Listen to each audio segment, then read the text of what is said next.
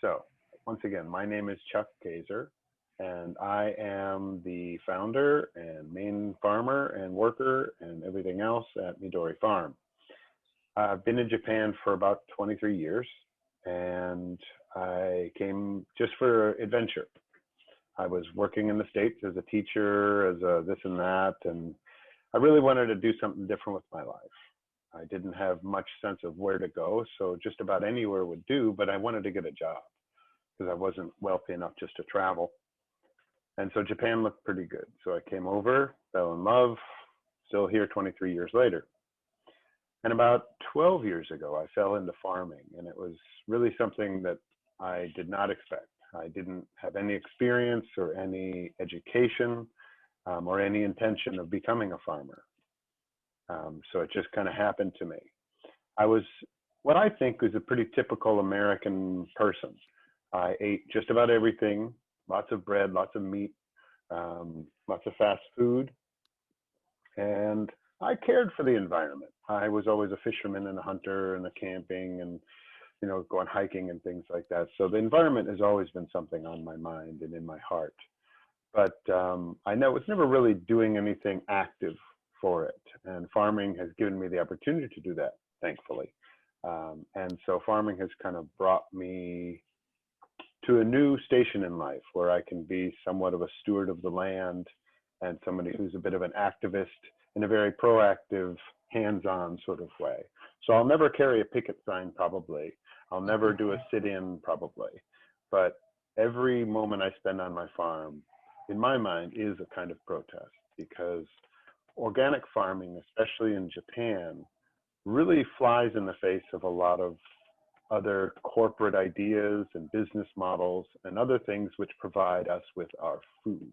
And I'm going to talk about that a little bit more as I go, but I want you to keep in mind that most of the things that the average human is given a chance to eat is produced for profit. And when things are produced for profit, just like anything else, there's efficiency experts that come in and say, well, you don't need to do that. And if you do this, it's cheaper.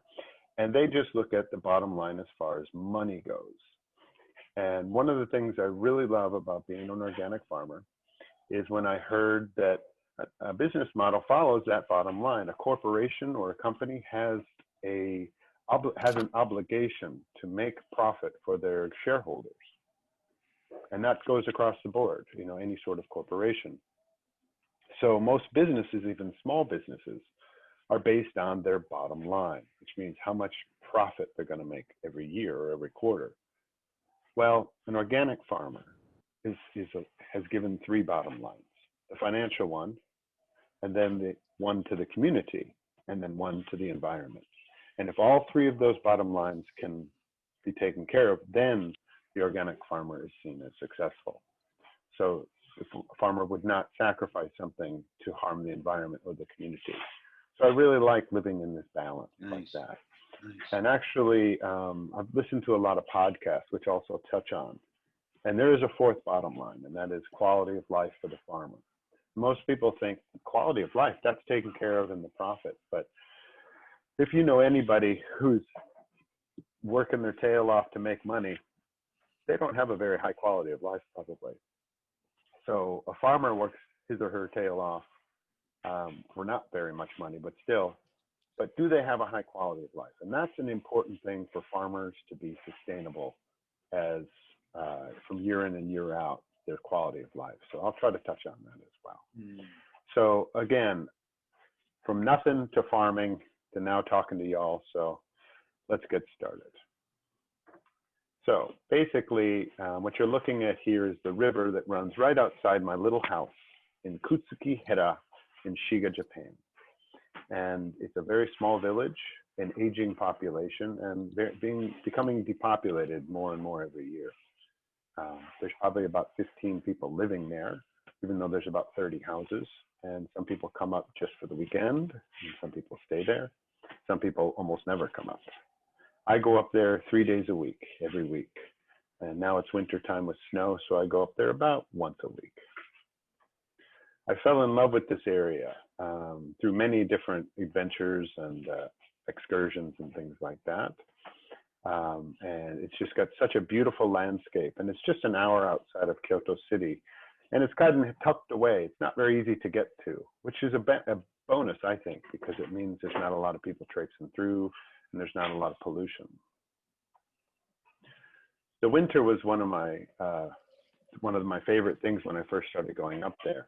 I grew up right near Chicago in the States, and we get a lot of snow. And I was missing it in Kyoto. You know, we would only get a dusting here and there, whereas up here they get over 1 meter of snow. And it's just so much fun to play in that I would, before I was married, before I had a kid, we would go up there and go sledding. You know, I had bought sleds or we'd sled on cardboard and just play in the snow. I think snow is such a wonderful thing, and it's so beautiful that it was very attractive for me to keep coming up here. So I started doing snow days when I started to get more formalized. And I just had my first one, just me and my son went up there on January 2nd and played in the snow and, you know, had a great time. And we'll be bringing people up along COVID precautions, of course, but we're going to do that some more too this year. Of course, the summertime is also wonderful. Playing in the river, hiking in the mountains, camping, barbecues, visiting the farm, things like that. It's very wonderful. I've been a kids teacher, like I said, for 25 years. So I really like younger kids, especially kindergarten and elementary school age. I feel like nature is a natural classroom for them. They're very curious and very hands-on, and they always go away with some new experiences. So coming up here again and again and again kind of somehow led to me becoming a farmer. And I'm going to skip a slide here and just go to this one. Now, these are two of the older gentlemen who live in the village where I'm farming. And the gentleman on the right, squatting down over here, his name is Sasae-san. And he owns the little farm that I first started on about 12 years ago. I wanted to buy a piece of land up here. You saw some pictures of the area. It just gets better and better the more pictures I would show you, but I wanted to keep it short. And I really wanted to buy a piece of land, and my friends who live up there, they're the ones who introduced me to this place. I told them, I want a piece of land. See if you can find a piece of land for sale. And they said, it's really hard. There's nobody who wants to sell. All the pieces of land are very big, and they've been in the family for 15 or 20 generations. So we're talking 300-400 years of the same family living on this plot of land. They don't want to sell it. And it's just not a very easy thing to do. But finally, my friends found this guy, Sasae-san, and he said, yeah, I have a little piece of land. My wife used to use it as a garden. She passed away a few years ago, so we don't really use it. Yeah, we could sell it. And I talked to Sasae-san, and we negotiated a good price. And he said, sure, okay, let's go to the office. We went together to the office, and the official there said, sorry, you have to rezone this land. It's been 80 years since this land passed into your family. This document is an antique, and the laws have changed, and we have to redo everything. And it's going to cost an extra gojuman, you know. And I said, oh, that's about the same price as the sale of the land, so I don't think I can afford that. And Sasae-san felt really bad. He said, Chuck, I'm sorry that this didn't work out. He's a very kind man. He said, why don't you just use it as a garden for a while? And I said, nah, pass. I have no idea about farming. I have no interest. I want to build a log cabin, so I want to keep looking. And my friends, they came back and they said, Chuck, you should use that place as a garden for a while. I said, why? And they said, well, nobody wants to sell their land up there. And especially because they don't know you, they don't know who you are. So if you go on there and you put some plants on there and you garden for a little while, people kind of get to know you. They'll see you and they'll think, oh, this is a familiar person. Maybe I trust him to buy a little piece of land from me. That's how I became a farmer. Not because I was my lifelong dream or I didn't know that. Really tried to do it. It was just because I wanted to buy a little piece of land to build a log cabin on. So I don't know if anybody has any questions. If you do, just shout them out or chat them in, and Chris will help get them to me. So anyway, that's how I really got started farming. And it started really, the benefit I saw was it gave me an excuse to be up in the mountains because I love it up there. And the more I went up there, the more I wanted to go up there. So I started out with one little plot of land, and I went up there once a month. And the deer ate everything the first year. So I put up a fence, and the second year I actually got some vegetables, and I felt like the luckiest guy in the world, getting a few tomatoes and carrots and things like that, learning about it. That this guy down the road said, Chuck, you know, I've got a little piece of land. I don't want to sell it, but if you want to use it as a farm, you're welcome to. Okay. Farm number 2. And then a few years later, I met this guy here, Aki-san. He's like, Chuck, I've got a couple of fields too. I'm not using. Do you want to use them? Okay. Farm 3 and 4. And that was about 6 years ago. And this is one of Aki-san's fields, actually, that I was borrowing his tiller. And those are negi onions that I'm growing there. And this is what my farms looked like before I started, just a wild field that had once been a farm. And you might wonder, well, why are these people offering you to use their farms for free, you know, or why do they trust you on their land, or why do they even want you there? I mean, isn't it noisy and worrisome for them? But actually, I found that after I had farmed a few years, I realized how much work it is to get rid of those weeds and to keep them away, and to keep the soil healthy and rich. That I realized that these people had been living here their whole lives, farming for 50 years, some of them. And just 1 year, their hands are too, you know, weak or arthritic, and their backs are too stooped, and their energy is too low, or their sight is too dim, and they just can't really keep up with the farm work anymore. So they're left to sit in the retirement years watching that 50 years of sculpting and crafting and creating this wonderful topsoil just go right back to nature within the course of a few years. Here I come, start working the land again, and they're able to see what they had started, what had really become their life's work, kind of be rekindled and Yes. useful again.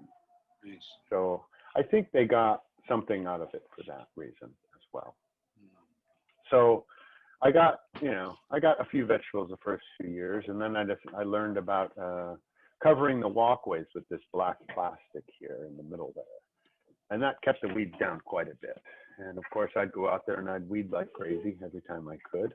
And I realized, you know, you just got to stay on top of things like that, weeds and stuff. So I started growing more and more stuff. You see a bunch of lettuces here that are a bit scraggly, and some onions, but they're on their way. And then a few years in, I finally got some tomatoes. And this may not look like much to you, but this was a basket of pure, it's like I'd won the Nobel Prize in tomatoes when I got those. Because I felt so good that I was actually able to produce some. Because again, at this point, I was probably going up there once a week, and tomatoes need almost daily care if you're really going to grow them right. And you'll see some heirloom tomato varieties in here. It's not these momotaro tomatoes that you get in Japan all in the supermarkets. These are beefsteak tomatoes and stuffing tomatoes and purple calabash tomatoes and yellow pear tomatoes, because I'd gotten these heirloom seeds. So, Chuck, could you just say something about heirloom? You may not be familiar with that expression. Okay. The definition of heirloom is just something that has probably been in your family for a very long time. So for Japanese women, they'll often get like a doll in a little glass case that was grandma's. So it's been in the family for like 60 years or something, or a kimono, something like that. Or these are the kinds of things that are heirlooms. In my home country, an heirloom might have been a pocket watch, or a pen, or something like this. Something that's passed on. That's exactly right. It's been passed down from generation to generation. An heirloom seed is a variety of seed that I haven't looked it up in a while. I think it's 50 years. The variety has to be 50 years old. So here we're looking at a basket of tomatoes. Can you see me moving my cursor around there? Yes, we can. Oh, congratulations. That's great. So this is a good variety, beefsteak tomato right here. It's really kind of crenulated, and it's awesome. It's such a good tomato. And this variety has been around for at least 50 years, this beefsteak variety. There are probably hundreds of beefsteak varieties, actually. And by the way, there are thousands, if not 10,000 varieties of tomatoes out there. So what we think we know are tomatoes, we don't even know the tip of the iceberg. But this beefsteak tomato variety has been around at least 50 years, so it qualifies to be an heirloom seed. That's one qualification. Another qualification is that it's not a hybrid. And of course, it's not genetically modified. And I can grow out this tomato, get it to be as big as possible before harvesting it, save those seeds, plant them the next year, and get the exact same tomatoes out of it. Now, that doesn't happen with a hybrid seed. Let's say, for example, this tomato here is a hybrid, okay? It's not, but let's say it is. It's a momotaro, which is probably the most popular tomato grown in Japan. And if I were to eat that tomato and take that seed and plant it the next year, it's going to grow. It's not sterile. It's going to grow, but it's going to create a plant that's totally different and a tomato that's totally different from that one plant because it's a hybrid. A hybrid plant is made in the laboratory by mixing different seeds and plants and DNA and stuff together. It's not really genetically modified. It's not like that, but it creates a tomato that does not grow true to seed. An heirloom does. So I'll grow that momotaro, and that momotaro, with the scientists in the laboratory took 3 or 4 different varieties of tomato to create that momotaro strain, because scientists are very smart and they say, well, this variety of tomato, A variety, grows really fast. Variety B is very strong against disease. Variety C makes these big, beautiful fruits that don't taste very good, but they look good. And variety 4 grows really sweet tomatoes. If we put them together correctly, we can get a really vibrant, strong, disease-resistant, beautiful, delicious tomato out of it. The only trouble being is you have to buy the seeds from the same company the next year if you want the same tomato. Hence, seed companies are looking at the bottom line. They're taking care of their investors and they're making profit. They're not helping the farmer out by giving them a tomato that they can then grow the next year by themselves from their own seeds. So that's what an heirloom seed is. Thank you. Okay. H-E-I-R is, anybody doesn't know, familiar with, the idea is an heir, H-E-I-R, and then L-O-O-M, right? So thank you. Yeah. Thank you, Chris. All right. So I felt pretty good about these tomatoes. And then these guys started giving me some advice, and some of the other local farmers or people in the village, like, Chuck, you should grow togan. It grows really easy here. Or, you can't grow onions. There's too much snow. Or if you're going to want to grow that, you want to do this to it. Nice. So, I mean, they love passing it on. So I was really blessed and lucky to have them to help me out. But I was growing organically. And unfortunately, the end of these gentlemen's growing careers was not organic. They had bought into JA and the chemical farming way because it was so popular and so convenient for them. I mean, JA comes right to your door and says, don't you want to get rid of those weeds? Spray this chemical. Why spend 3 hours picking them when you can just spray this chemical in 10 minutes, they're gone. Things like Roundup and things like that. So I understand that people went that way, but I wasn't going to go that way. I decided long ago I was not going to use chemicals. First of all, I didn't know what they did. And I couldn't read the labels because I'm not very good at that. So that's always dangerous. That made it convenient for me to not buy them. But then I started learning that, I'm growing organically. There's value in that. And that's when I started looking for other avenues of information for how to deal with weeds and pests and fertility and things like this. Things that are on the forefront of every farmer's mind, organic or conventional. And that's when I stumbled across a great podcast called Farmer to Farmer with Chris Blanchard. This is a series of about 200 episodes or more that are about an hour and a half long each. And he interviews organic farmers all over North America. Nice. Thank you, Chuck. Great gift. It's a bit farm technical. So if you're not a farmer, there's about half of it that you won't care about or understand. But there's also just a lot of good information out there. And I recommend anybody interested to have a look and have a listen, because this guy I believe he just recently passed away. I don't remember from which disease, but it was such a tragedy because he was such a dynamic person. He was really connected with all the farmers. He was working at the big events and the conferences and speaking. And so he knew everybody, and everybody loved this guy.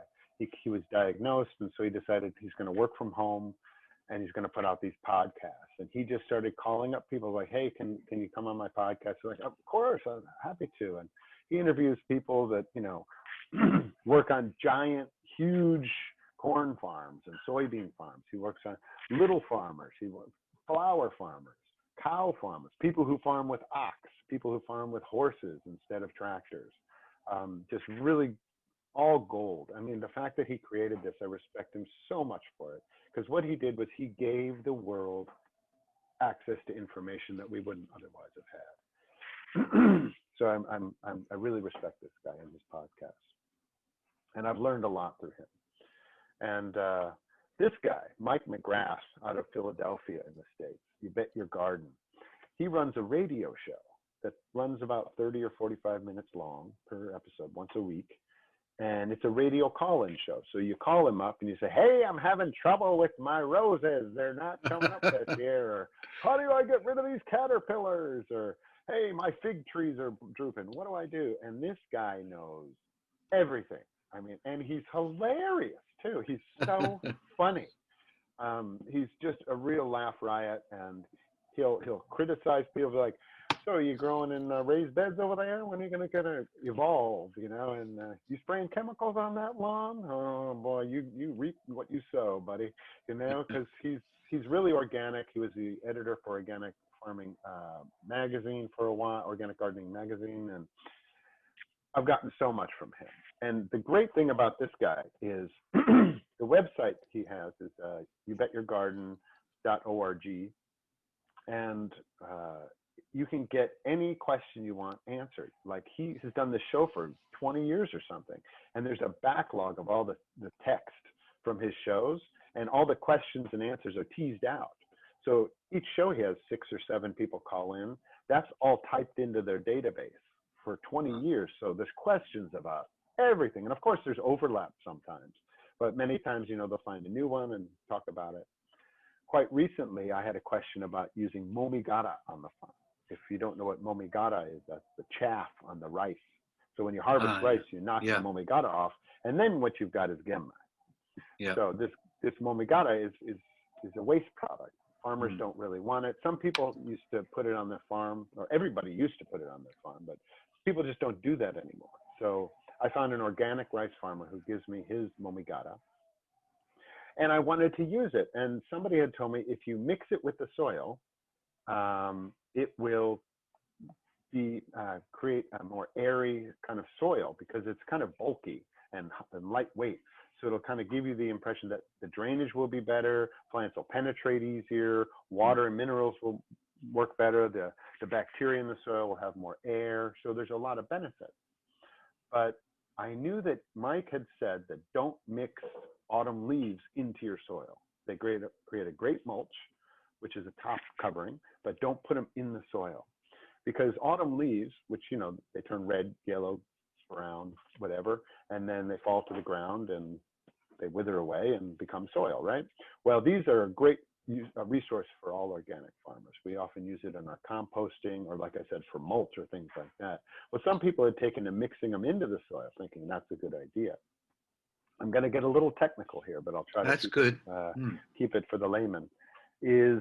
Compost is a process where you take organic matter and break it down into its base nutrients, and it becomes basically soil. And there's a naturally occurring bacteria strain that does that all for us. We don't have to do any work at all. But if we were to give it a little help along, like area, turn the pile every once in a while, add to those leaves some green stuff like some kitchen waste or some coffee grounds, then the pile becomes a little more attractive to these bacteria, and it breaks down in a different way or faster, something like that. And of course, the nutritional value or the fertility of the compost is affected by whatever materials you put into it as well. So right now I'm getting as many autumn leaves as I can from Shimogamo Shrine or Kamigamo Shrine, and some roadways and things like that. So, and basically, if you take those leaves before they're composted and put them into your soil, leaves, dry leaves like that, are basically all carbon.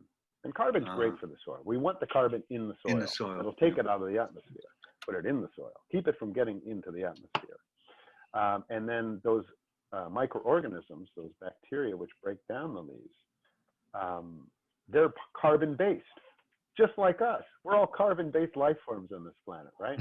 So the more carbon-based life bacteria you have in your soil, the less it's up in the atmosphere. So the drier your soil is, the more sterile your soil is, the less bacteria in your soil, the more that carbon is back up in the atmosphere. So just think about it that way. Yes. So people thought, ooh, putting this carbon directly in the soil is going to be great for my farm. It's not true, though. The chemistry of it doesn't work out because those leaves are still wanting to be broken down by bacteria and things like that. And in order to do that, and I don't understand exactly what's going on here, but Mike told us, that sequesters the nitrogen in the soil. It kind of locks it in place so it can't be taken up by the plants. Well, all plants, you see this grass growing next to Mike here, everything green you see is based on chlorophyll, which you've probably heard of. It's the molecule which helps the plant convert sunlight into energy for the plant. The whole Krebs cycle, if you remember your biology. Well, that nitrogen, if it's sequestered in the soil and can't be taken up by plants, the plants can't grow. So it's very bad to lock the nitrogen into your soil. So never put those brown leaves into your soil. Compost them first and then put them in there. Nice. Well, I was thinking, okay, Mike, come on, this momigata, this rice chaff is brown. It's carbon. If I put that in my soil, aren't I going to be locking the nitrogen? The guy was nice enough to write me back. I mean, I'm writing him an email last year from Japan. I didn't think he'd write back, but he wrote back in like an hour. And he's so nice because he's so famous and he's so brilliant. I was really honored to be able to kind of have a few give and takes with him. And I was making jokes with him a bit. So people like this exist that have created these wonderful resources for us to learn more about organic farming and other natural ways. So I encourage you to reach out and look for other people and follow them and give them your support because it's a wonderful thing. Well, we have you now, Chuck. Well, I'll try to measure up. So I went from basically this to this to this to this. And this is what's called a raised bed. And it's when you build a structure like this, and then you fill it with soil and compost and things like that, like momigata or perlite and everything organic. And what you create are these basically giant container boxes, just like you might see in front of a house in the city with some flowers in it.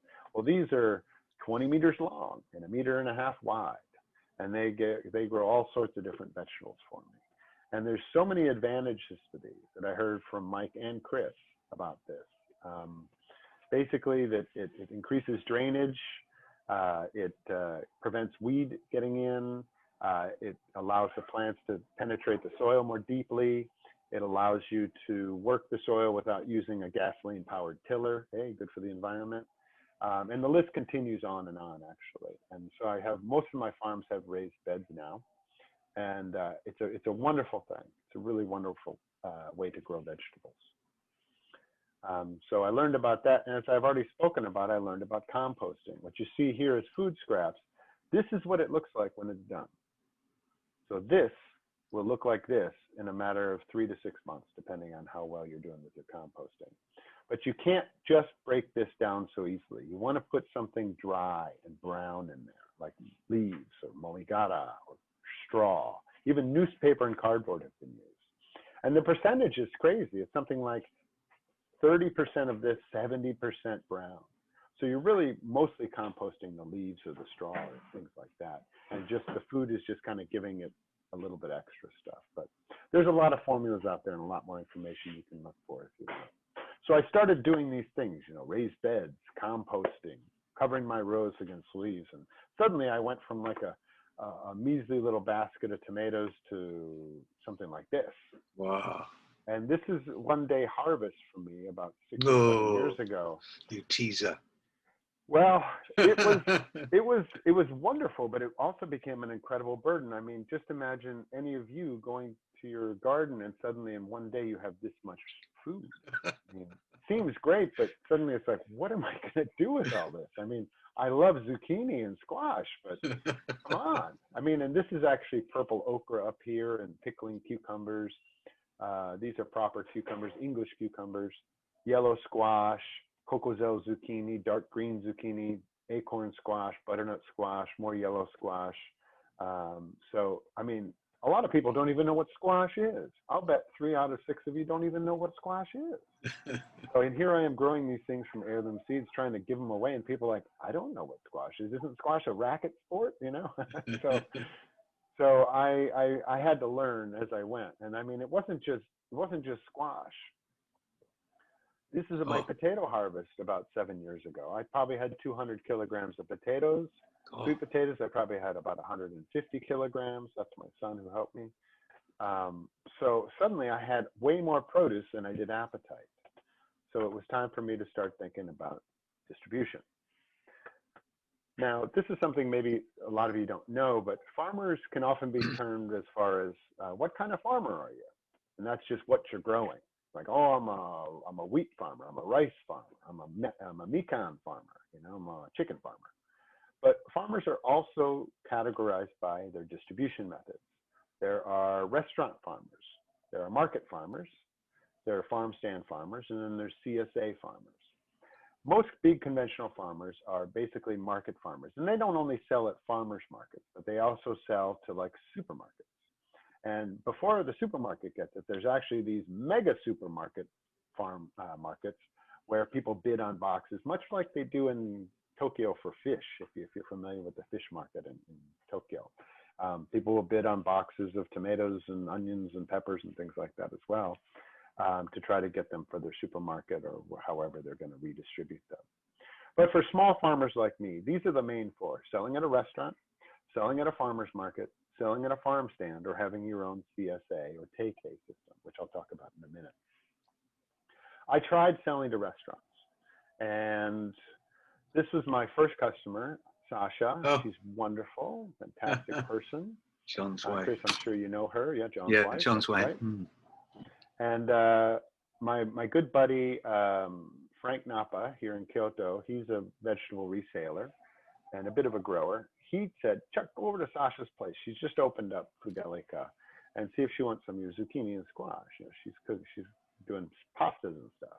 So I go over there and we work it out that I would give her a box of zucchini and she'd give me a big plate of her pasta, which for me was a great trade because her pasta is so good.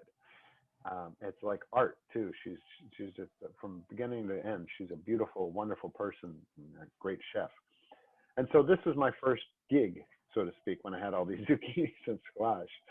And unfortunately, she couldn't take a giant box a week. Otherwise, I would have given it to her and eaten her pasta. But it took her a while to get through a box. So, but this is how I started with restaurants.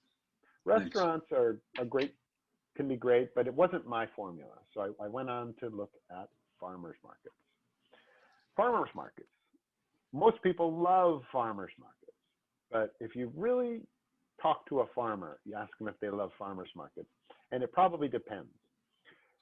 How well they're doing, how well they're known in the area, how well they're respected, so how much they sell, but also who's working at that farmer's market. Is that farmer who wakes up probably about 4:30 every morning, goes to work around 5:30 every morning, finishes, if they're lucky, by 5 p.m., if they're not lucky, by 10 p.m., and then goes back to bed and does that every day of their life for 6 days a week. Seventh day, they want to go to the farmer's market and work? I wouldn't. I don't. So a lot of farmers markets seem wonderful, but actually it's just because the farmer has no other way to sell their vegetables. Or this is the winning ticket.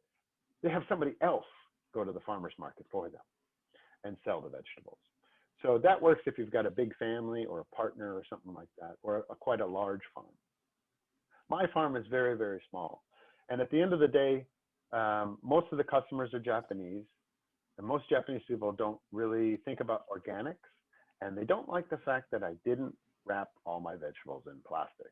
So it wasn't a good formula for me either. So I moved on to the farm stand. And this is just outside Cafe Frosh, which isn't far from my house. If you're ever in the Kita no Hakabaicho area, I recommend it. It's a nice cafe, and I would put, all my baskets out there with prices in a little box where they could put money in, and away I went. It would have taken me a couple of years to really establish myself there. And the hard part was I would drop all these vegetables off, come back a few hours later, and only 2 or 3 of them had been bought. So I had to then bring them back home and think about how else I'm going to try to get rid of them. So this wasn't the best formula for me either, unfortunately. So I came up with, okay, the take-hay system. What is the CSA? What is the take-hay system? The CSA is called Community Supported Agriculture, because what we want to do is create a community of people who respect and support the farmer and want to get fresh vegetables as much as possible. So they subscribe. They give the farmer, let's say, $100. They say, we want 5 baskets, or here's $1,000. We want 50 baskets, or whatever it is. And so I grow for them. And so I have about 25 people who buy pretty regularly from me. And I sell between 15 and 30 baskets a week, depending on how many I have and the season and things like that. So it's a really wonderful system, because basically I'm growing all my vegetables. And you can see here is a picture of what one basket might have: some cucumbers, a patty pan squash, yellow squash, zucchini, it's got a beet in there, some turnips, and a red daikon. There's some lettuce up the back and some broccoli. That would cost 2,000 yen.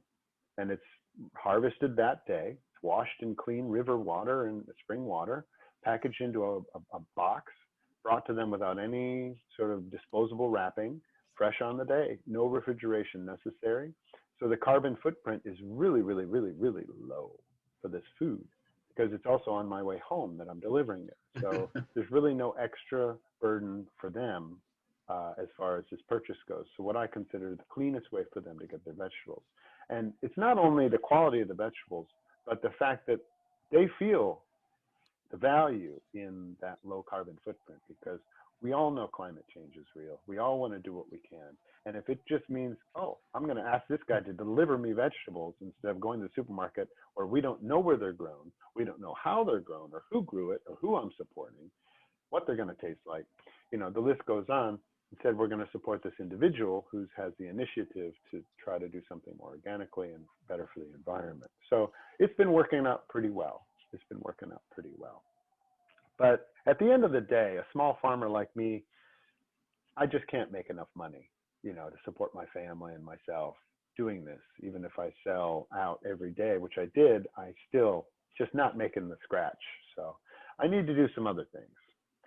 So that's when I started thinking about some other activities like events, having volunteers, doing tours, and doing some stuff online, which has, of course, been due to COVID just last year.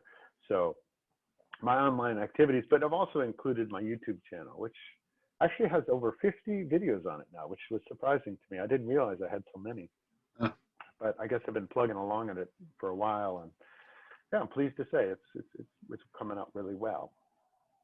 So the first events that I used to do, I used to rent out a campground, invite people up, and they could sleep in a bungalow or a tent. And if they didn't have a tent, they could rent one. And we'd have a big barbecue. In this particular event, I hired some musicians as well. And we just had a great time up there for a couple of days. And I took them around to the good hiking spots, the good swimming in the river spots. They could go see the farm if they wanted to. We could see the sunrise from the top of a mountain. Plus drink beer and have some basic good old outdoor fun. And the next events that I did was more family oriented. If I can click to the next one, there it is. And kids of all ages with their parents would come out just for the day. And we'd rent out a different campground that's very child friendly. And we'd go hiking, still have a barbecue and lunch together, and visit the farms if people wanted to. And this was very successful. Before I was an English teacher here, I was a science teacher in the States. And so I loved having a big group of people, especially kids, outdoors, listening to me tell them about the bamboo forest and the cedars and how the river flows and how the snows work and everything else, and taking them all up to this massive tochinoki that 6 people my size or your professor's size can't hold hands around. It's so big. It's probably 400 years old. And to just sit under its canopy and look up at it, it's always impressive. I love big trees. Been to Yosemite, and I've been all over looking for big trees. I just love them. And then, of course, we have what you saw in the first slide, the lovely river flowing right there. That's a great source of entertainment for everybody and cooling off. And it's wonderful in the heat of the summer to finish up and just jump right into my farm clothes, wash and wear kind of thing. So very popular with my volunteers as well, which I'm coming to next, because this got to be so much fun with the kids and some adults that I would do these educational programs. Other people kind of caught on and said, Chuck, you know, I see you out there with your son. I want to come out there and I want to push that tiller around for a while and learn about farming. And I said, really? And I'd been about 6 or 7 years farming at this point, all by myself, every day going up there by myself, nobody at all, nobody. Suddenly people are saying they want to come up and help. I'm like, I can't pay you. And they're like, you don't have to. I just want to come up there. Okay. So my friends and other people who got in touch with me just started coming up. And it was of great help. And some more people came up. And I don't know why, but my slides are advancing very slowly. And they really got inspired me to ask more people. And the woman picture over here on our Kia's right. mom. Well, this is Kia's mom. And she runs the Peace Mass Project with Kia, of course. Nice. And it was this woman from Canada, Mika, who really got me going for a full-time volunteer program. She told me about Workaway. Now, everybody here, yeah. all you students should consider this for your next holiday. Yeah, it's a great program. You can help out with so many different projects all over Japan and all over the world. Basically, how it works is this. I set myself up as a host, and I tell people, okay, I'm Chuck, I'm an organic farmer, this is where I grow, this is why I need help, this is what I offer to you. And then people who, you know, have their holiday, whether it's a working year holiday, they're taking a year off uni, or they're just sick and tired of their job and they're going to get out and they want to change their life, they can choose if they want to come out and help me for a month or 3 months or 4 months or 2 weeks. And I give them a bed and food, and they give me 30 hours a week, and that's it. And they learn about farming, and they have adventures, and they get to hike in the mountains and come back to Kyoto on their days off and go back. And it's very attractive. I've had 40 or 50 volunteers in the past 3 years. It's a wonderful, wonderful program. Similar to woofing then, Chuck, is it? It was definitely set up along the lines of woofing. And when Mika told me about this, I said, well, shouldn't I do woofing instead? Because I had never heard of Workaway. And she said, actually, she had been a Workaway. And she said, Workaway is just a lot more accessible to the young people. And I said, okay, let's do it. Okay. So I could have done woofing as well, and I may someday, but so far Workaway has done me enough. And actually, in my next slide, this gentleman here, Leo, he's still in Kyoto. He told me about a new one called Service Volontaire International out of Belgium. And they deal with mostly French people. And so I joined them as well. And there, the volunteers actually pay some money to help support the person in the project, which was really great. So I've had so many wonderful volunteers from all over the world, probably 12 countries or 15 countries volunteers have come from. So it's been great. And one of the wonderful things about volunteers is they're very keen to learn and to participate, but also they have the kind of volunteer spirit, and they often just become friends with somebody else who they're sharing the house with or comes up for the day, because they're so open to the experience. They're wonderful, wonderful people. So again, I encourage you to volunteer, to become a volunteer when you're free time. You will not only help somebody with an eco project, if you so choose. You will not only get some firsthand experience doing something that you may later enjoy and want to do for yourself, but you also have the opportunity to meet some really interesting people and have some great experiences. I can't recommend it enough. So after a while, I decided, well, you know, this volunteer thing is good, but my vegetables still aren't making enough money. I need to do something else. So that's when tours came into my head.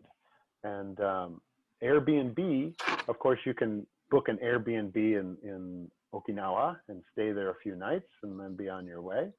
Or you can book an experience. And that's what I've been doing. I've been doing these experiences for a few years where people give me some money, and I take them up to the farm. We work the farm for a bit, have lunch on the river, then we go hiking, or we go to the shops, or we go to the shrine, or we go to the onsen, or we go back to the farm, or whatever they want to do. And we have quite nice adventures. And I was making some decent money on this before COVID hit. So, but this is another thing that I kind of looked at for some diversification. And I mean, I would get great people like families with young kids would come up and just have a great time harvesting the vegetables, cleaning them in the river, following a farmer around for the day. Some young couples would come up and just be delighted to throw on these ugly boots that I think are called wellies in the UK. Yeah. And just have a ball on the farm and tell me about their experiences. And I actually learned a lot from the tours. They wouldn't only pay me, they would also help me on the farm and give me advice. Some of them even stay in touch and like, I'll help you with marketing if you're interested, because that's what I do. So it's been really great. And some of the groups come up and, you know, this is two different couples that just met at the farm because they both booked the same day tour. And suddenly they're getting friends, and they're meeting each other back in Kyoto when we get done. And they might become lifelong friends after just meeting on my farm. It just gives me such a great feeling inside to know that I'm helping people to do that. This guy came by himself, and he was just so keen on learning about farming. This guy's from Malaysia, and he just wanted all these great photos of him farming and showing off. But he was just a really nice, sweet, sincere guy. So I'm just really, truly lucky to have been able to make money off of people helping me and having a great time at it. So, blast you, COVID. I was ready to go for this last year. And actually, only one group came out in 2020 in late March. It's this group of 20 people from the Philippines who were on this wedding party. And I was like, wow, these people from the Philippines, they want to come up to my organic farm. That's interesting. I guess they just want to get out in the nature. And I get them out there and I learn it's a farming family. What do they do on their vacation? They want to visit another farmer. These guys were fantastic. I really had a good time with them. They taught me a lot about their farms. I taught them a lot about my farms. We all had a really good time. So the tours were working, but like I said, COVID kind of killed that. So. But basically, in the past 5 years, I've probably had about 25 events, about 35 volunteers, and about 28 tours. And it's been great. I found like there's value here. There's potential here. There's meaning with continuing to do this. Because again, you must remember, the whole time I've been an English teacher, farming on the side. It's called Han-no Han-X in Japanese. Half-time farming, half-time doing X to make money, because the farming isn't going to make money. But this year I decided, well, it's time to really just focus on that no and forget about the X for a while. So this year I'm going to jump. I'm going to really jump away from teaching for the first time in 25 years and do my best to be a farmer and make this work. So I need to think about more diversification, because again, the vegetable sales aren't going to do it, and who knows if the tours are going to come back.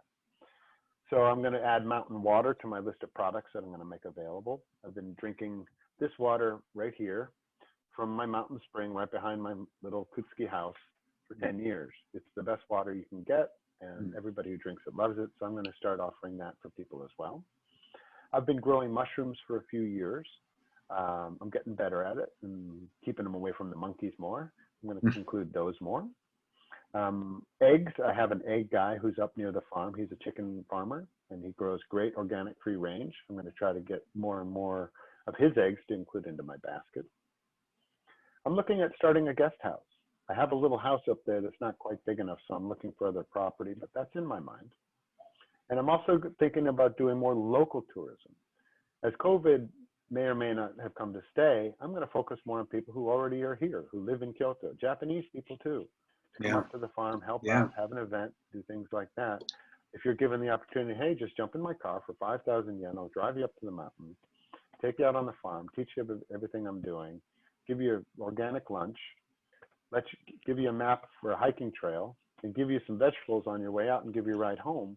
I think this is going to be my new business model, just to get more people involved. Because again, it's not just about me making money, but it's about me creating a community of people that are interested and knowledgeable and have an opportunity to follow through with those things. And that's the greatest thing to me. And that's my next point, is becoming an NPO. And it will be called Midori Farm Community. Because if there's anything more important than building a community right now in our present crisis, name that crisis. It's communities that are going to really see us through. And communities that are about the health of their members as well as the health of the environment. Because without our environment, we're not really going to be around very much longer. So in addition to that, I'm also doing more Zoom events, and I'm doing my own podcast. And like I already told you, I have about 50 videos up on my YouTube channel. So things like that, I'm just slowly moving forward. I'm also got a kind of a partner kind of on the back burner who's interested in making a cafe up at the farm. So people can come up and just have lunch and rent a bicycle and cycle the roads or something like that.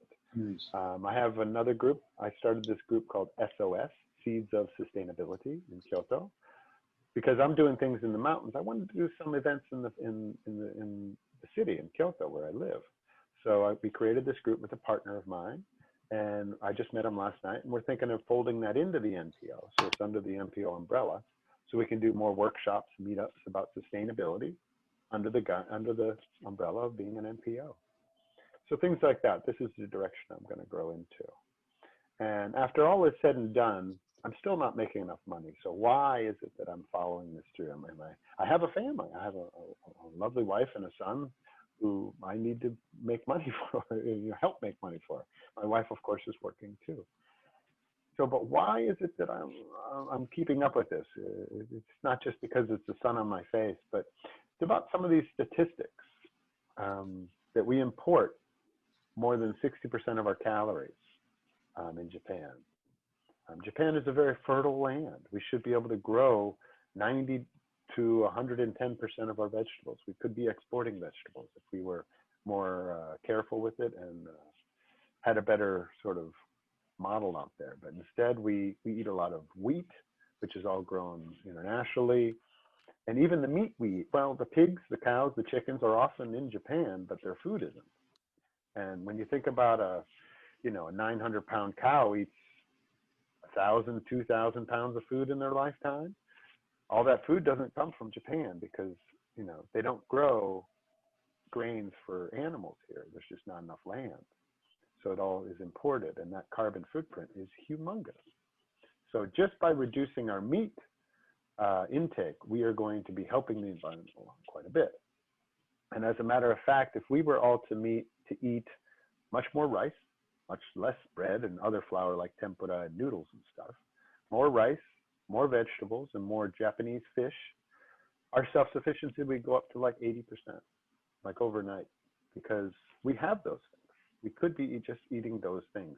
Everything else is just kind of luxury food. So the next time you guys are in the Ritsumeikan in the restaurant, just remember that just by ordering the vegetables and fish and the rice dish, you're helping the environment.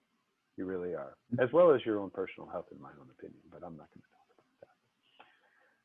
Another reason why I really felt like compelled to continue to be a farmer was the number of farms are decreasing so much in Japan every year. There were 2,009 farms in 2005 and only 1,377 in 2015. Over that 10-year period, 30% of farms closed. And those were just any farms. But corporate farms, giant farms, huge mega, conventional farms went up 240%. Now, these are the farms that are spreading chemicals, using lots of plastics, and don't have any sense or care for the environment at all.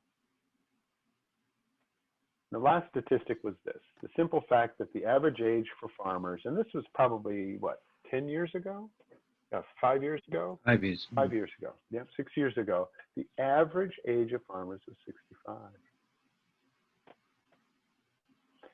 I don't know if you've ever done any farm work, but as we get older, we do not get better at farming like that. We get worse. Our bodies start to break down and just get too tired, and we just can't keep farming. So that means we're on a time bomb right now. If no new farmers, young farmers step up, our self-sufficiency is going to go right through the floor. So we really need to get some new farmers out there. So this is what really inspires me to continue farming. And these statistics, as well as the quality of life, the feeling like every time I step onto the farm, I have it within my power to be really close to 100% sustainable through using heirloom seeds, composting, and other tricks, and selling things by CSA, creating a community. I'm trying to do everything I can to slow climate change, to reverse our downward spiral, and to give us a chance at a healthy future. That's why I keep farming. And that's it. Oh, thank you, Chuck. Wow. Can we have a picture just to finish? You got any one picture we can have instead of the graph, something, any nice image that you have of any of your, yeah. Wow. My goodness.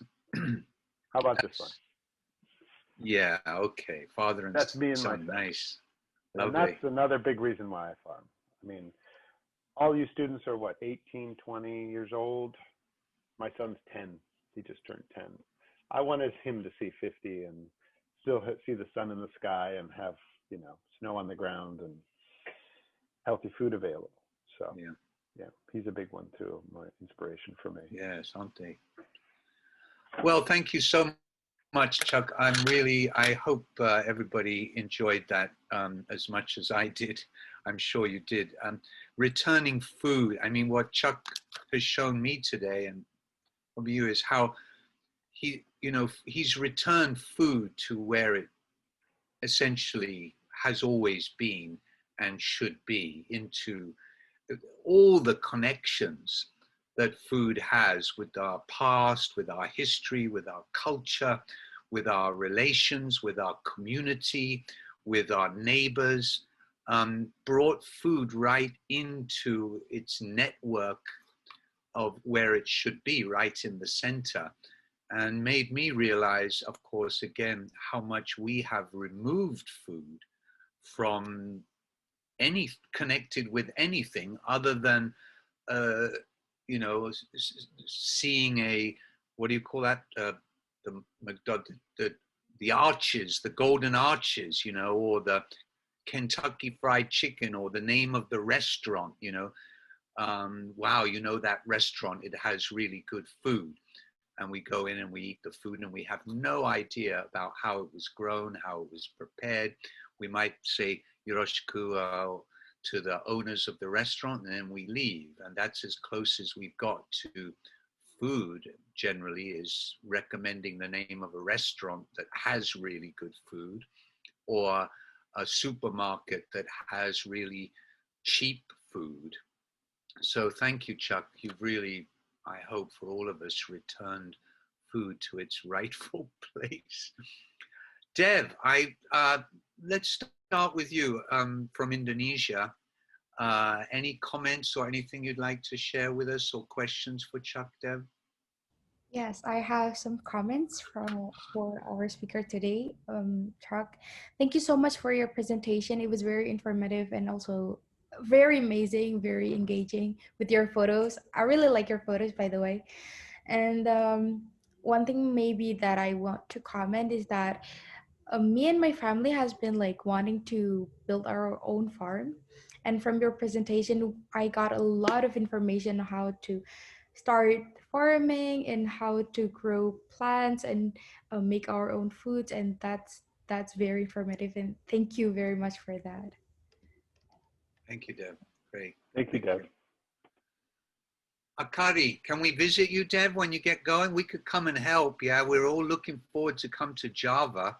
That would be a challenge. Yes. Growing vegetables in Java. That would be a whole new knowledge there. Thank you, Deb. The weather is pretty hot here. Ready for that? Akari, anything you'd like to share with us? Yes. Well, so first of all, I thank you so much for the presentation. I really enjoyed it. And the last summer, me and my mom was doing like farming in the neighborhood, and it was really like good opportunity to get to know the neighbors, and we meet once in a month, and we go to the restaurant and have a talking about like anything. And was like, for me, it's like great to know like the people around my neighbors. And so one thing I want to ask about, so you sell like the vegetables. So when the food is left, how do you like, do you just throw away, or do you take them to your home and cook or share with your family? That's a good question, Kari. Thank you for that. This is an issue that's actually very interesting and important. A lot of people don't think about the vegetables that are thrown away, and it's actually a huge topic, because I'll start with myself. I'm a small farmer. I think I mapped it out that this past year, I probably could have fed 10 people the whole year. They just eat what I provide, which isn't a lot. It really isn't that much. But for a small farmer like me, it's a real accomplishment. You know, just that I could have fed myself. So I feel good about that. But that was kind of the maximum I had. And if you think about vegetables in grades, A, B, and C. A is like the perfect, beautiful, nice big tomato. The B is like, well, it's not too bad. It's got kind of a bad area here, or it's a little misshapen. And the C is like, oh, well, half of that you're going to have to cut off and throw away. Well, those C grade are often thrown away here. The B grade is also often thrown away here. And only the A grade makes it to the supermarket. And so, excuse me, you think about it, maybe most farmers here would probably have to throw away 50, 60% of their produce. Now, for me, that just doesn't work. First of all, I've got volunteers and my family and friends who are happy to have that C grade. And most of my customers have no problem getting A and B grade mixed together. So it's really all about how you create your customer base and your communication lines between your community. Because it is a community. It's not a customer, it's more of a community. They're members. They're the ones who are supporting me just like I'm supporting them. So I tell them, you know, that's a bit misshapen, but it tastes just the same. Now the C grade vegetables, like I said, often go to volunteers and my family, but often there's more than we can handle. And there's things like daikon greens and carrot greens, you know, that there's just too much of, and broccoli leaves. Raise your hand if you've ever eaten a broccoli leaf. Exactly. I'm glad you have. I think you and I are the only ones. It's a perfectly palatable, delicious vegetable, actually. Just most people don't think about eating them. Right. So these broccoli leaves and this extra rocket that I have, the carrot leaves, some kale, I make pesto. Nice. And this pesto is very delicious, highly nutritious, all organic, of course. It's vegan because we don't put any cheese in it. We use tahini instead. And these go to my customers as well. So a lot of small organic farmers like myself have found that diversification with added value products is a good way to make some extra money. So that's what I've been doing. I make pestos out of the leaves that I can't really sell. I make pickles out of the radishes, cucumbers, turnips, and beets that I can't really sell. And I've made hot sauces out of the peppers that just don't make as much money. And I've made coleslaw out of the cabbage I couldn't sell. I've made hoshi-imo, dried sweet potatoes, out of the sweet potatoes that I just have too many of to sell. And the customers are really coming around with that.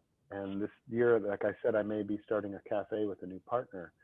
That's going to be part of her job, is taking all the C-grade vegetables, turning them into pickles and pestos and hot sauces, but also turning them into curries and soups and stews that she can then put into a jar, and we can freeze or just pop right into a basket and bring it to my customers. And here's tomorrow's lunch for you. Just heat and eat. And I use these special jars that people can give back to me, and I can buy a new lid for it and reuse it. So I'm really in the sustainable loop here.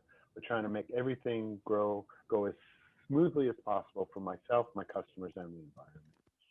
So as far as C-grade vegetables go, I've found the outlets for them. It's a good question.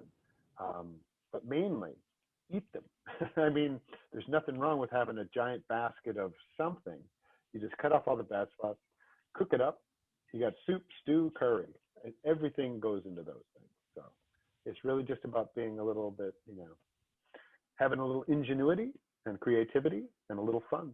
And then you'll have much better health for it. I got so much healthier when I first started eating these boxes and boxes and boxes of squash and zucchini that I would have. I mean, when I have this much, I was eating at least 2 whole zucchini a day in anything I was eating.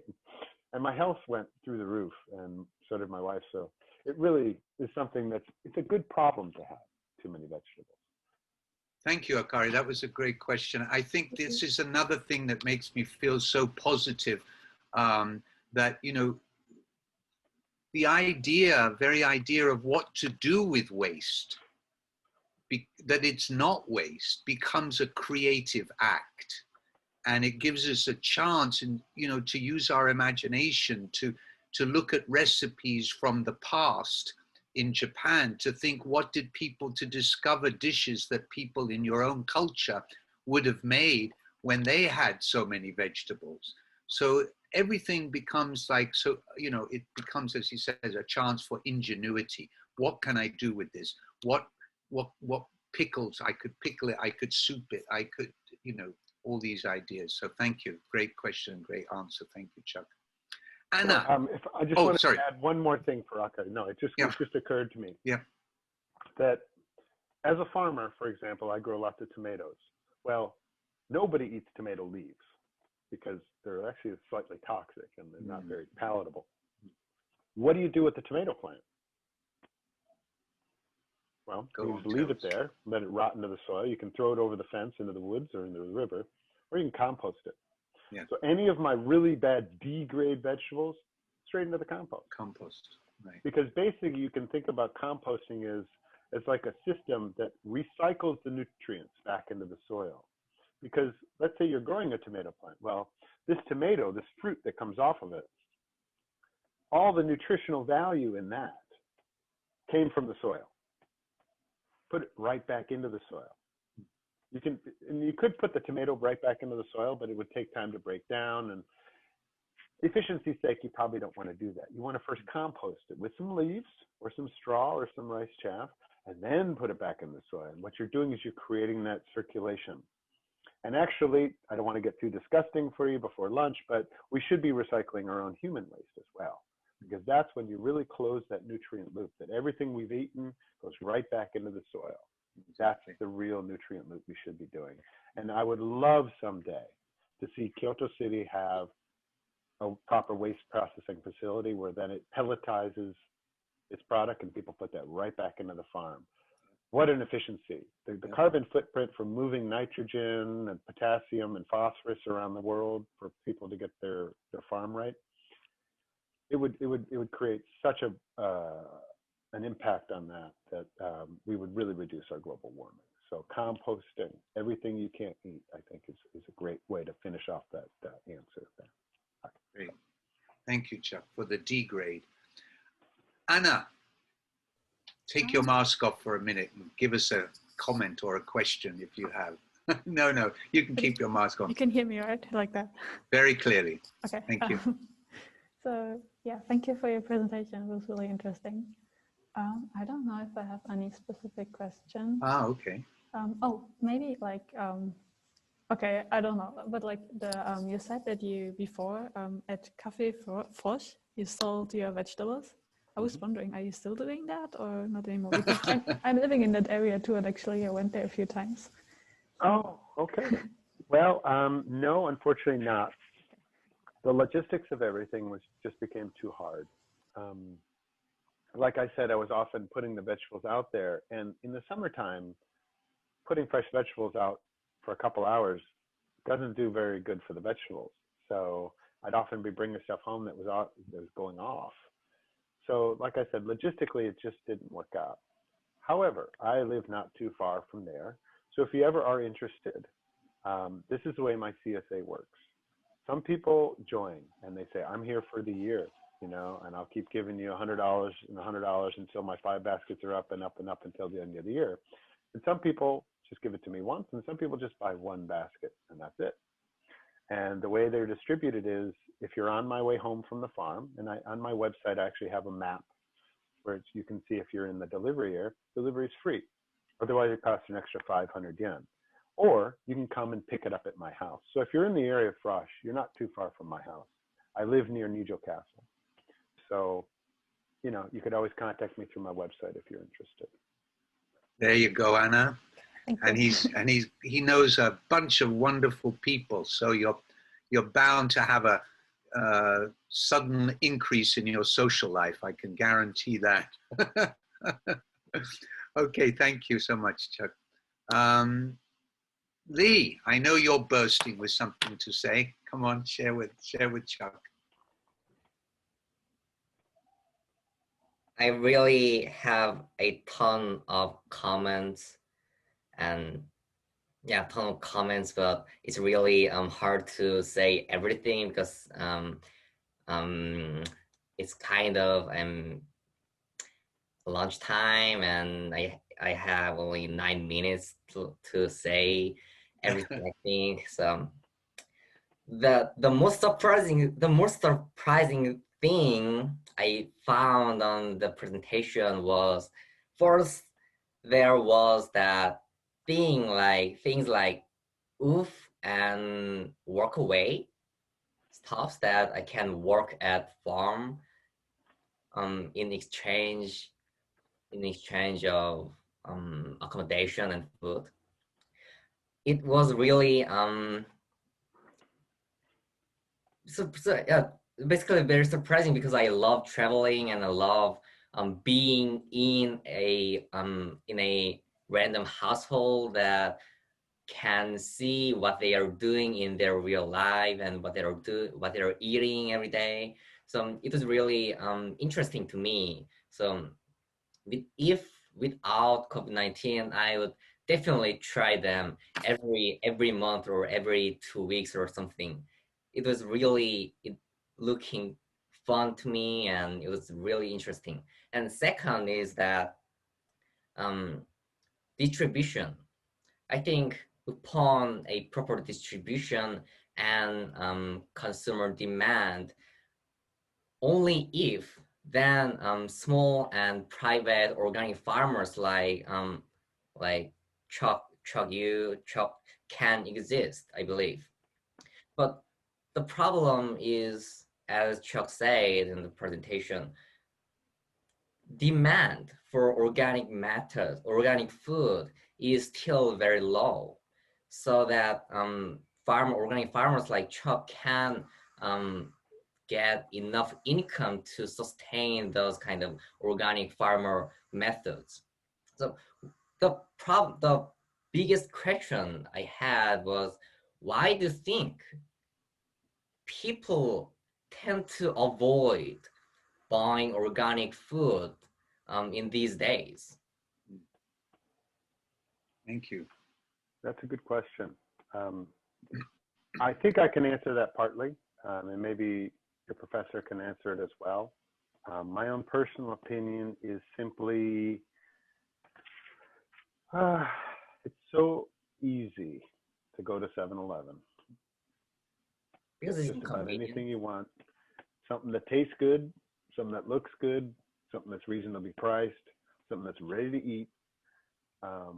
I was surprised. I went to a seminar and I heard that the convenience stores account for like 30 to 40% of the sales of all food for people in Japan. Wow. That was shocking to me. And then I really started to pay attention and realized, oh, actually, it shouldn't be that surprising at all. Actually, people often just go into the convenience to get a lunch or a snack or a dinner on their way home. So much easier than going into the supermarket. Whereas they're probably also buying something out of the deli, you know, half the time. So our society has moved away from our connection with our vegetables for centuries and centuries. Farmers are seen, I think, by some people as kind of lesser citizens because they wear a blue collar rather than a white collar. They drive a tractor instead of a Mercedes, or their skin is all red and brown and scorched by the sun and mosquito bitten versus air conditioning, feathered hair product in their hair, nice cologne.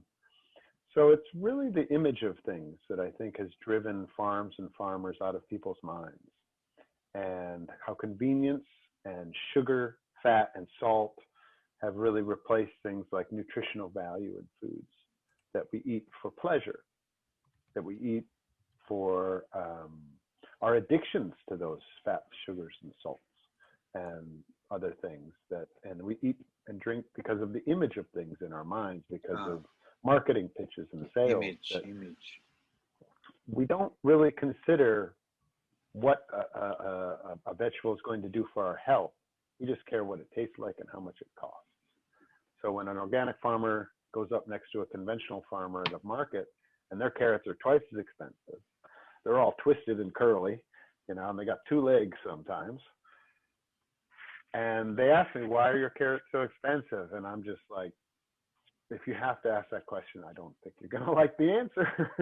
So it's really a lot about connecting with what's important. And I mean, I often draw a parallel to this. Okay, let's say you're going to go for a coffee.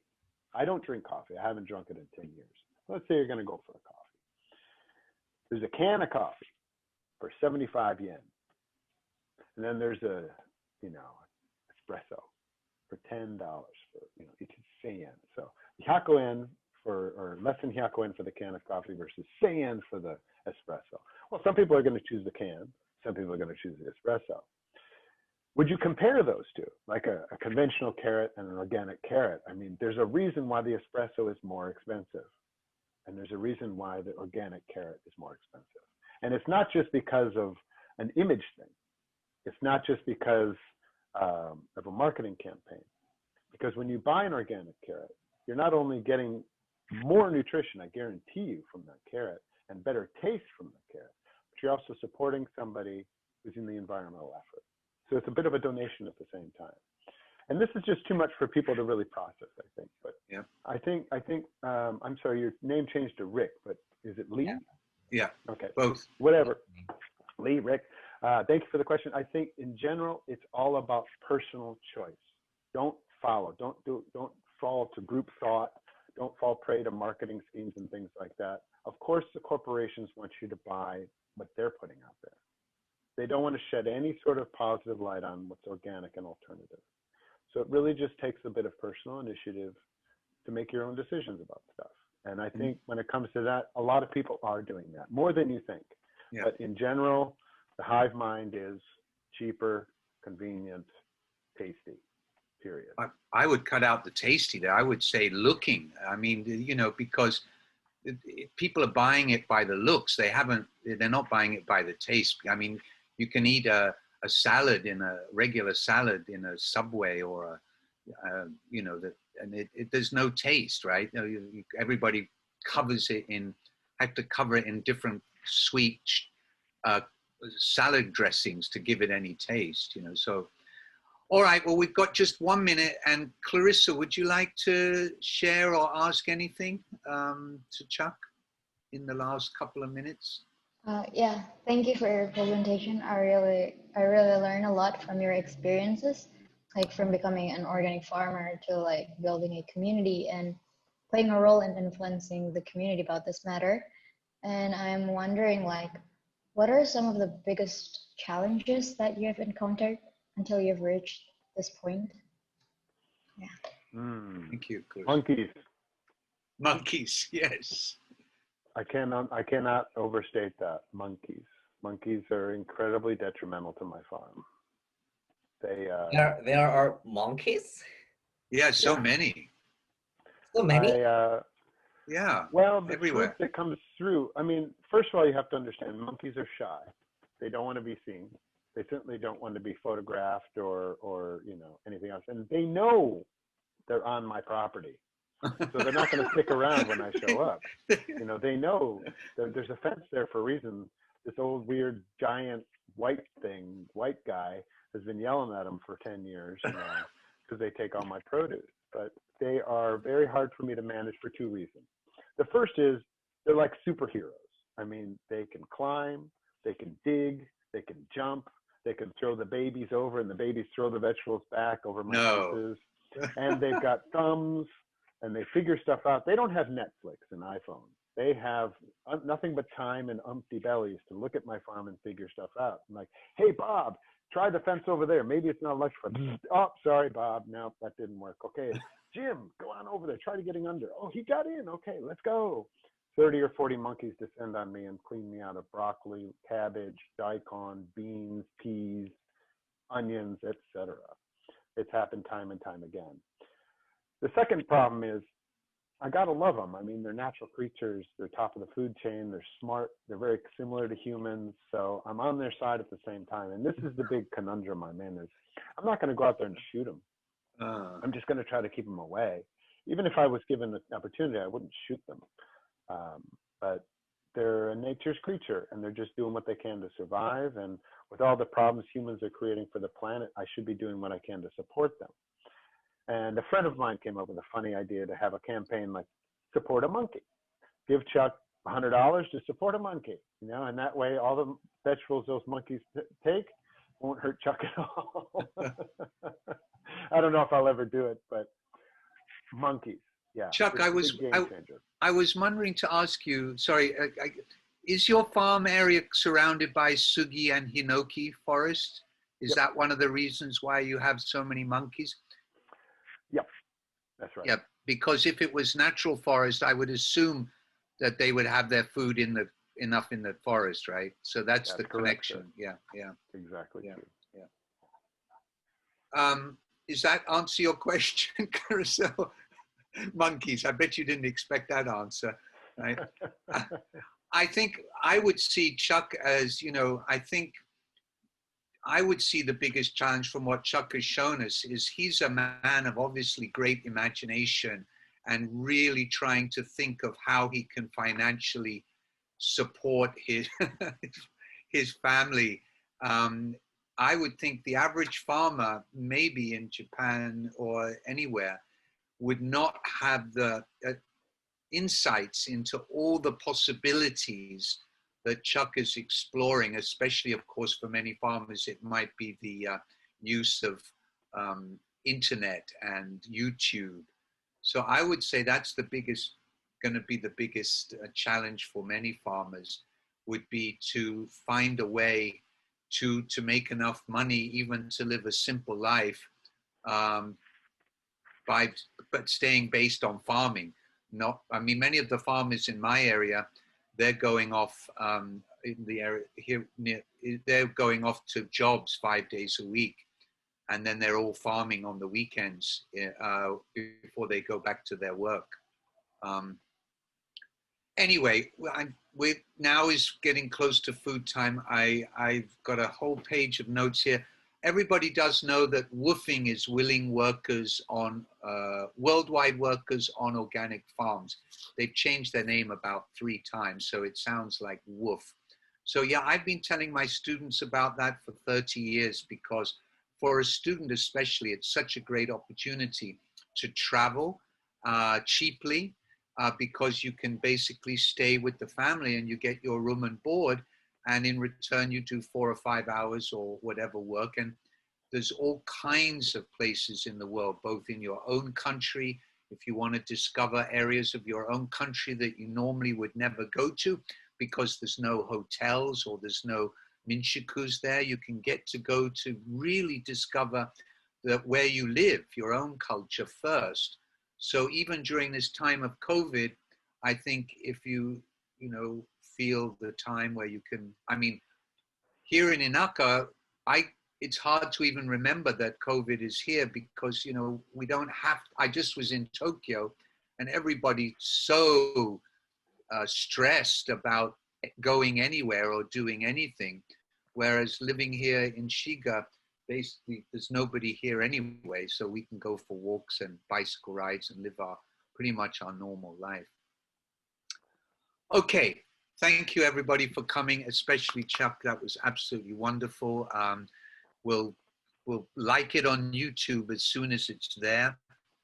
And everybody's camera's gone off. Have I lost touch? Oh yeah. Next week is our final week, everybody. That means, can you hear? Am I okay? That means our final presentation on the solution that you've chosen, some solution in food, energy, waste. So there's only the 5 of one. How many are there left of us? Only 5, maybe 6. So this will be the first and last chance you'll have to share with the whole what's left of our class. Okay, so I'm looking forward to that, and I hope you all have some good ideas and can teach me and each other what you've become interested in. Okay. Then what about the classes we missed before? Sorry? You talked about the makeup class, right? Oh yes, we've got to have a makeup class, don't we? Yeah. Anybody have suggestions, ideas, Dev? I think you said Wednesday in the second period, but like, would it be okay to do it? Like, I have a plan exactly on that time, so it would be really cool if you could. Yeah, well, do it. The second is difficult for me too. Let's make a suggestion then. Why don't we? Because Chuck, why don't we all? All I can think of is you all send me on the communication thread today. When would be the first perfect second 3 options? Give me 3 options, and I'll try and make a makeup class for that. Okay. So in that week that. The Sarai Shu, right? Yeah. Okay. Yeah, so we'll have our normal class next week. That's right. Next week we'll have a regular class with what you submitted today. So that's the last video circle, right? Yeah, yeah. Okay, so all send me a date for Sarai Shu that is a 1, 2, and 3 best dates for you. Is that good enough? Can I ask one last question? Sorry, Chuck. Yeah, you don't have to. This is logistics now, so we've got to figure out the final class next week. So thank you, Chuck, for coming, and I hope to see you up here soon. And let us know when the basket starts again, because you might have some new customers. I would imagine. Okay. And finally, can you let us know your channel name so we can watch your video? Of course. Oh, that's a really good point. I should have had a slide with all my contact info. Just give me a moment. My website is midorifarm.net, and my YouTube channel is Midori Farm, and my name is Chuck Kayser, rhymes with laser, and that's my account on Facebook, and I have a Midori Farm page on Facebook as well. Those are the easiest ways to reach me. And if you ever have any questions, you can just send me a message. I really want to say thank you to all of you. I see, 5 great young minds out there who are ready to do something, and you had great questions and insights. And I hope that I can just add fuel to your fire of passion to help do something for the world that's wonderful and fun and fantastic. Volunteering is great. Getting your hands dirty is great. And having a personal experience in something like that will change your life forever. Thank you very much for having me. I really thank you, Chuck. Thank you. Arigato. Professional. Take care. Thank you, Chuck. Okay.